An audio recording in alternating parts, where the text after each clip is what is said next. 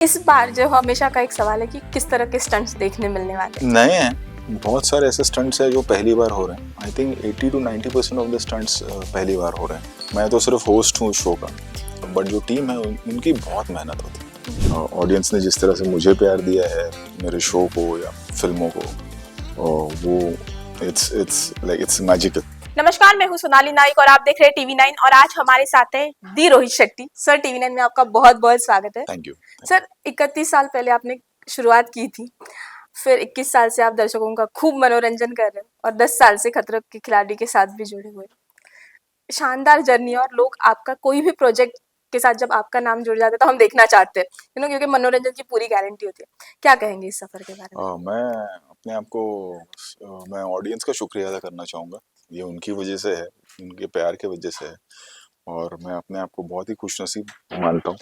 I feel I am blessed, I am lucky. मेरे से भी बहुत बहुत बहुत ज़्यादा टैलेंटेड डायरेक्टर्स हैं, बट मैं जानता हूँ कि जो प्यार मुझे मिला है वो मतलब ऑडियंस ने जिस तरह से मुझे प्यार दिया है मेरे शो को या फिल्मों को, वो इट्स मैजिकल।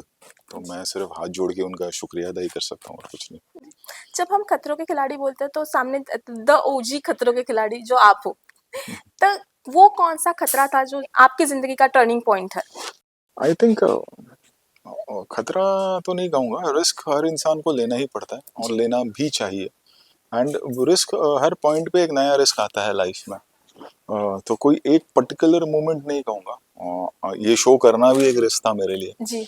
जब मुझे ऑफर किया गया था आज से 10 साल पहले, तो मुझे लग रहा था, मैं डरा हुआ था कि मैं कर तो रहा हूँ लेकिन ऑडियंस मुझे पसंद करेगी या नहीं करेगी।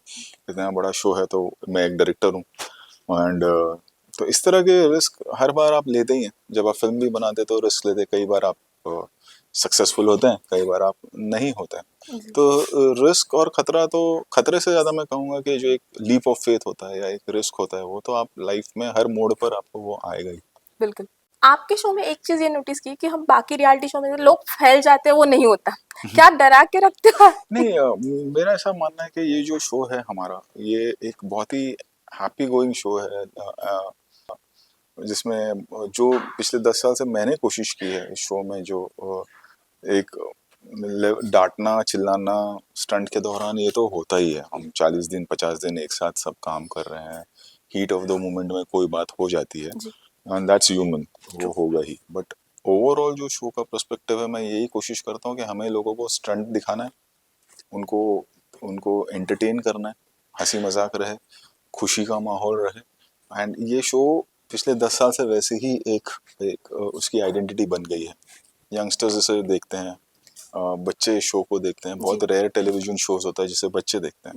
एंड आप इतने सालों से शो करते हैं तो आपको रियलाइज होता है कि हाँ, बच्चे फैंस हैं इस शो के, टीनेजर्स फैन हैं इस शो के।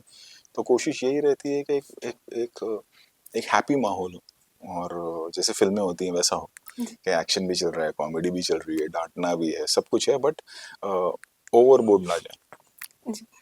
इस बार नई जगह है रोमेनिया, तो रोमेनिया क्यों पर्टिकुलर वही देश? हमें एक कोई नया देश तो चाहिए ही था, जी। क्योंकि हम पिछले 3 साल से हमने केप टाउन में ये सीजन किया, 3 साल से ये शो केप टाउन में किया हमने, और उसकी भी वजह थी कि कोविड था। जी। जब हम पहली बार कोविड के इमीडिएट बाद जब हम गए तो हम सब एक बबल में रह रहे थे, एंड केप टाउन से बेटर जगह हमें लगी नहीं थी उस वक्त। Cape Town he was open for us. And उसके अगले साल भी अगर आप देखें तो वो सेकेंड वेव आई थी, वो खत्म हो रही थी जब हमने सेकेंड सीजन भी किया।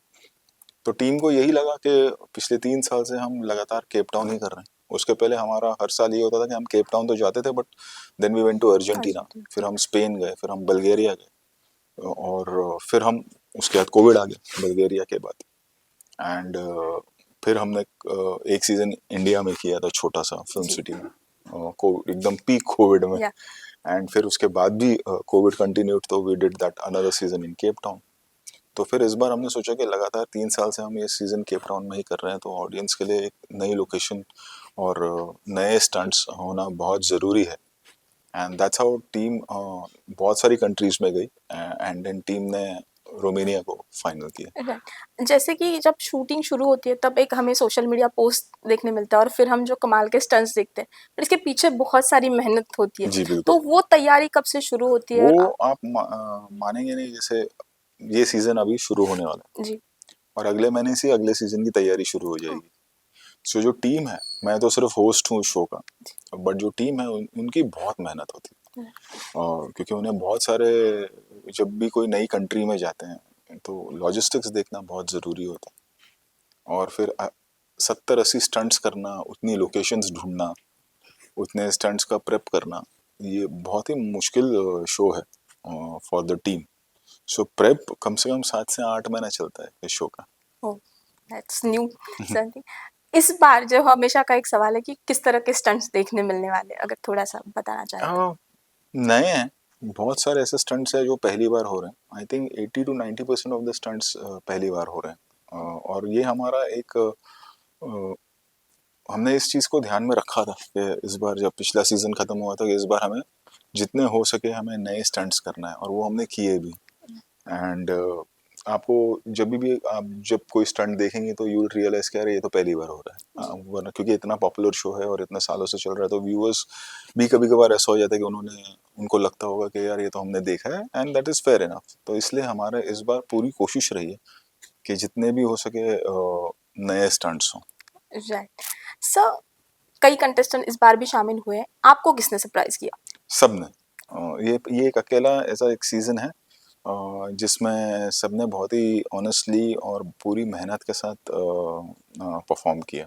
और सुना है किसी ने ज़्यादा अबॉर्ड भी नहीं हाँ, हुए। इस बार ज्यादा अवार्ड्स भी नहीं हुए। वही उनसे बात हो रही थी, तो वो बोल रहे थे कि कई भीड़ लोग सुना इंस्ट्रक्शन देते रहते हैं नीचे से जब वो स्टंट परफॉर्म करता है, बट रोहित सर की आवाज़ है, वो हमारे कानों में बिल्कुल पहुँच जाती है और बहुत हेल्प करती है। जी वो किस तरह से दे पाते हैं जी, इतनी आई दूरी थिंक से वो भी? I take it as my duty. Right. वो मेरा एक एक्सपीरियंस है और मैं चाहता हूँ कि वो स्टंट परफॉर्म करें, एंड खुशी होती है जब स्टंट अच्छा परफॉर्म करते हैं। सो गाइड करना is part of my job. Right. मेरा आखिरी सवाल है सर, जैसे कि हम बात कर रहे थे कंटेस्टेंट से, बोले कि मैं तो ब्रेक पे जा रहा हूँ, हमने चिल किया, लेकिन आप ही थे जो आपने शूटिंग शुरू की, जी, आप कब ब्रेक लेते हैं? ब्रेक से ज़्यादा इम्पोर्टेंट जब वक्त मिलता है मैं ले लेता हूँ ब्रेक, जी। ऐसा नहीं है। लेकिन मेरे लिए काम ही मेरे लिए सबसे इम्पोर्टेंट है, और वही मुझे लगता है कि मेरा ब्रेक वही है। Lastly, 3 reasons to watch this new season. 3 reasons to watch is, एक तो ऑब्वियसली इतने पहले के सीजन से अब आपको पसंद अगर आए हैं तो ये भी आपको पसंद आएगा। स्टंट्स नए हैं, खिलाड़ी नए हैं, और देश नए हैं। जी। थैंक यू सर, हमसे बात करने के लिए बहुत बहुत थैंक शुक्रिया। यू।